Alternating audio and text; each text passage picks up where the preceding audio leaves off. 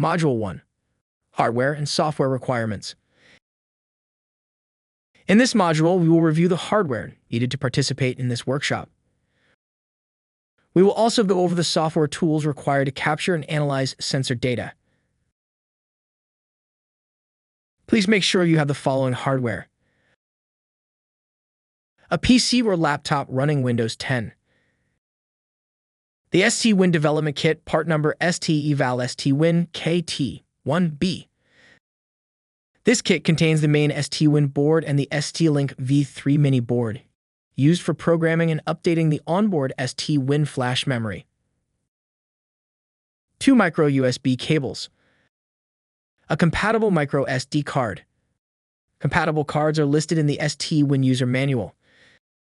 The ability to read the microSD card on your PC, either through an integrated SD card reader or a USB-capable card reader adapter.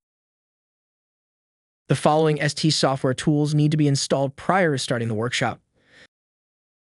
The data log function pack contains a firmware example to log high-speed sensor data via USB and microSD card storage.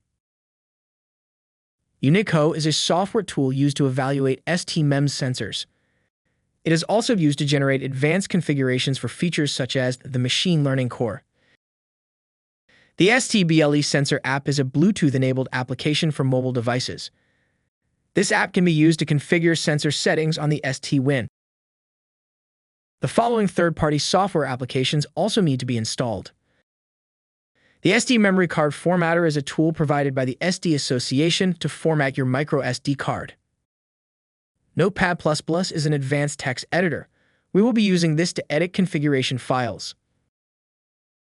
Python is the programming language used to build the tools for manipulating STWIN sensor-related files.